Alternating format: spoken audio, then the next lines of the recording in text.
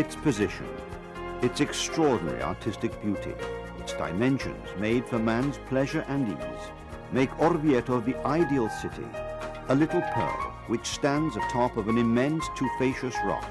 and makes of the city a sort of island which emerges from the large surrounding plain.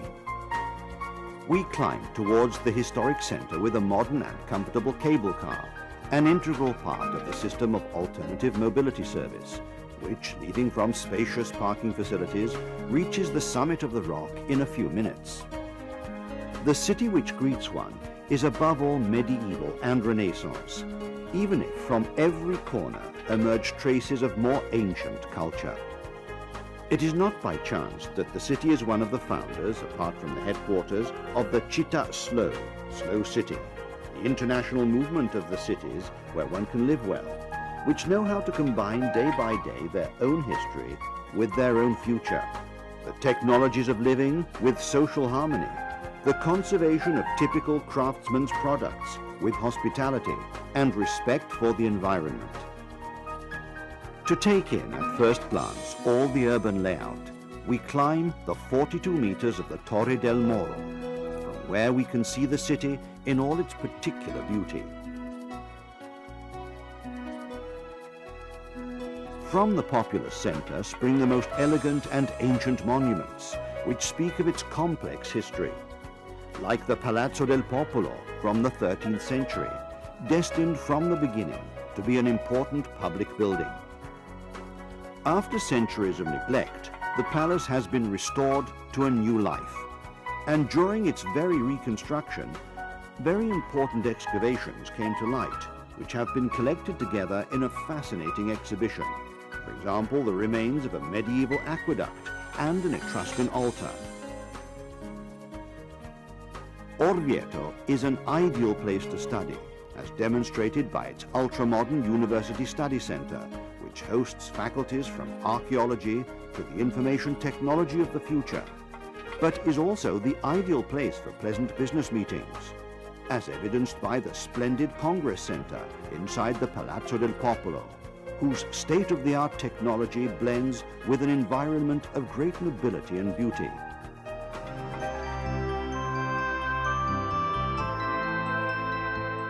History in this place seems to have no end, since there were many rulers who reigned here, attracted by its beauty and strategic importance. To rediscover the most ancient traces, one must immerse oneself in the very heart of the rock, in another city, this time subterranean, mysterious and fascinating. It is that which the Etruscans built almost 3,000 years ago, when they built beneath their magnificent city called Velsna an infinite maze of caves and passageways which constituted a perfect system of hydric supply. To visit these ancient grottos, therefore, represents a unique voyage to understand better the soul of a city, both ancient and truly modern, noble and yet friendly.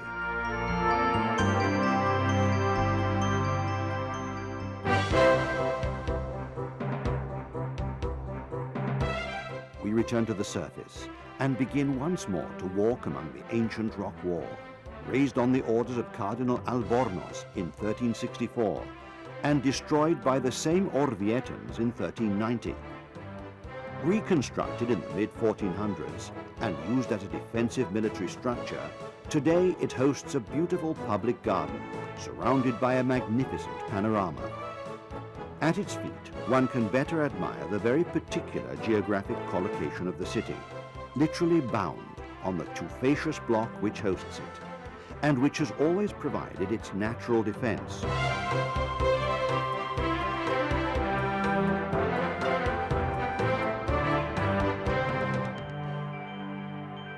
It was that very extraordinary natural security which inspired Orvieto to offer numerous popes the possibility of living there as a summer papal residence, like Clement VII,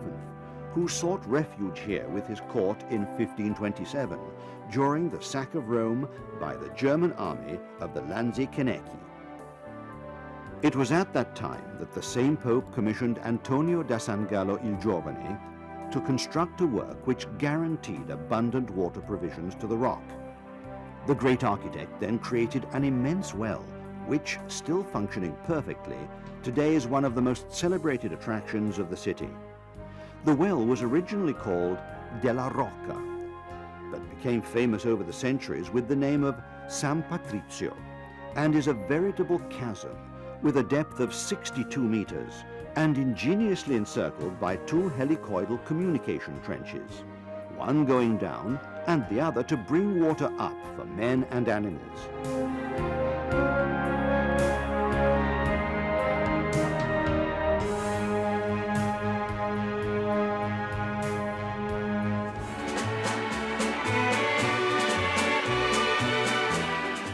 There, from its celebrated reputation as a city of art, Orvieto represents in a marvelous way the image of a perfect medieval center, articulated with a logic and grace which resonate in every corner and angle. In this setting nestle perfectly the innumerable craftsmen's workshops, almost forever inhabited by minor and major artists, who, through their creation of an ancient and suggestive art, can be found almost everywhere. Ceramic shops, wood engravings, fabric, wrought iron artifacts, and gold lacework of exceptional craftsmanship, and 1,000 other offers provide the occasion to make unique and suggestive acquisitions. And the same applies too to the gastronomic fare, which offers a cuisine of rich and delightful flavors, even more enriched by the array of famous wines of extraordinary quality. The city, in fact, is at the center of an important enogastronomic itinerary. The street of the Roman Etruscan wines, La Strada dei Vini Etrusco-Romana, which crosses the whole province of Terni, to which is added the recent institution of the Palazzo del Gusto, the Palace of Good Taste, which includes the regional Enoteca of Umbria, situated in the medieval quarter inside the convent of San Giovanni. Here it's possible to have wine tastings and participate in occasions for knowing and appreciating wines, home-produced gastronomic products, and the Orvietan olive oil. And like all ancient cities, Orvieto too can recount its identity by means of its rites and traditions, new and old, from theatre to musical festivals, famous ones such as Umbria Jazz Winter, one of the most eagerly awaited Italian festivals for jazz lovers, to costumed festivals such as Corpus Domini, where the city seems to go back again to the medieval times.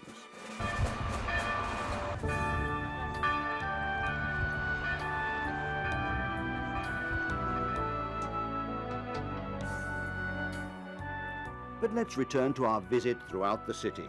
immersing ourselves in the admiration for its infinite artistic treasures. Here we are at Sant'Andrea, one of the most ancient and interesting collegiate churches.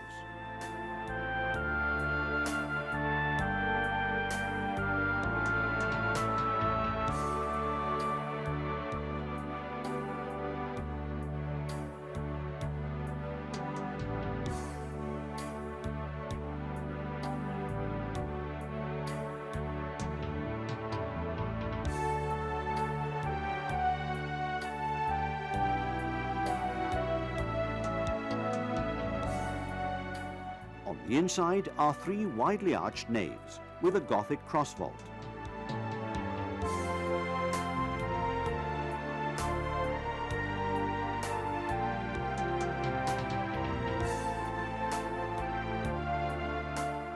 Particularly elegant, a 13th century sepulchral small chapel, which comes from the school of Arnolfo di Cambio. And there are some very beautiful 14th and 15th century frescoes on the left wall.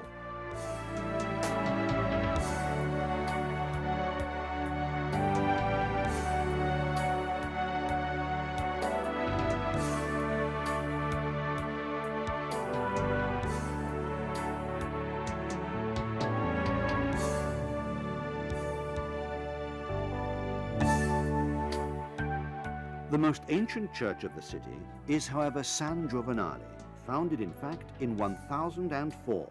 which presents a simple Romanic facade and is flanked by a high sloping bell tower.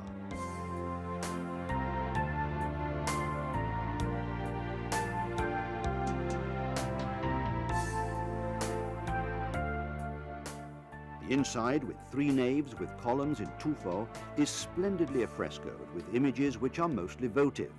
coming from the 12th to the 14th centuries, which create a fascinating natural museum.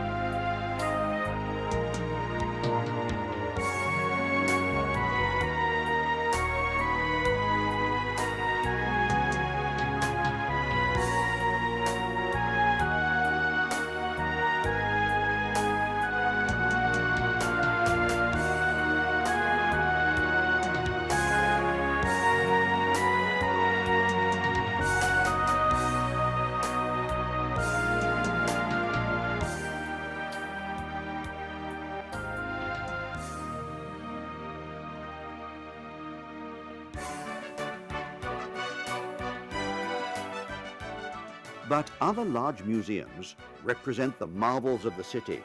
such as the National Archaeological Museum, the Claudio Faina Museum, the Civic Museum of the Opera del Duomo, just to cite the main ones, where there are important collections of various epochs, funerary equipment discovered in the Etruscan tombs of the Orvietan territory, affrescoed vases, sarcophagi, statues, paintings, and splendid artwork in gold, which tell the truly ancient history of the city.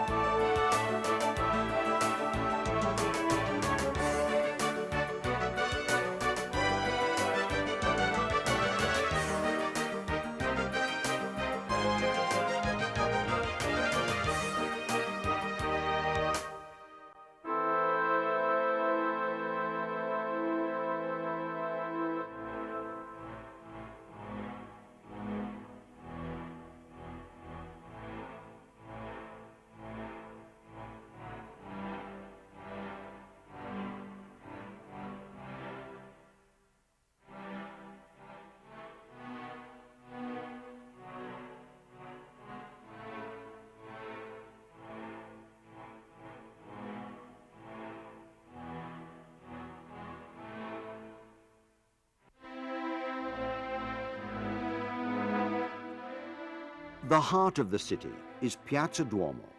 an area of extraordinary beauty, delimited by a line of low medieval buildings, at whose side there rises the Tower of Maurizio, named after the bronze automaton which was placed at its summit in 1349 to announce, with the ringing of its bell, the times of work and rest in the building site of the Duomo.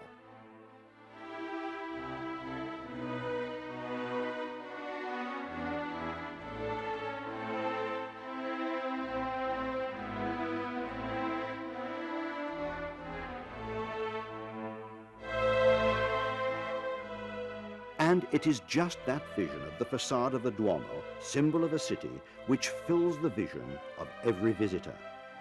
This is one of the highest expressions of Roman Gothic architecture, a dazzling facade created throughout various centuries by the greatest artists of the time, whose vision constitutes a deep emotion and represents by itself an immense lesson of art and culture.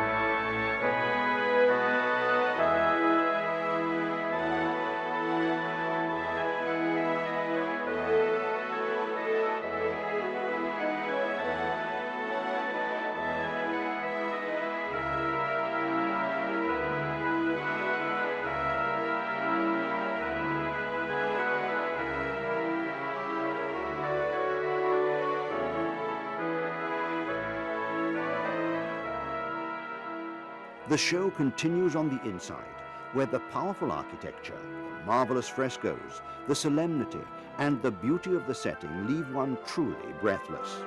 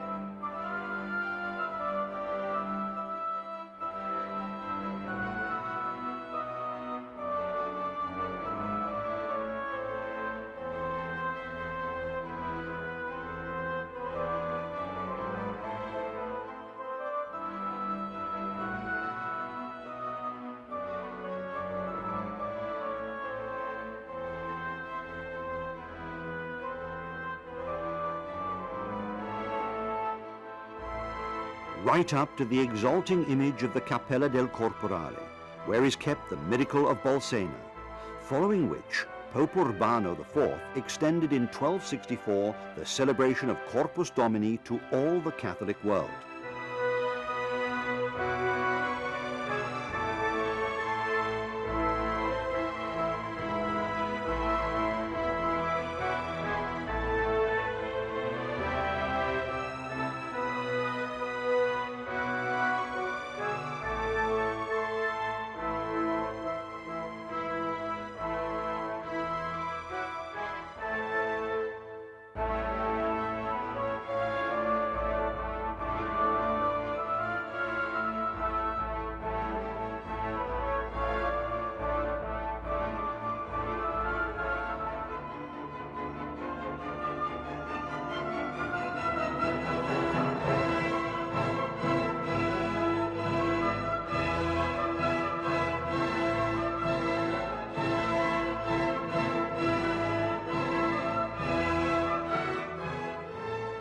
To conclude with the most moving vision, the chapel of San Brizio, brought back to its ancient splendor by an extraordinary restoration which lasted over 8 years.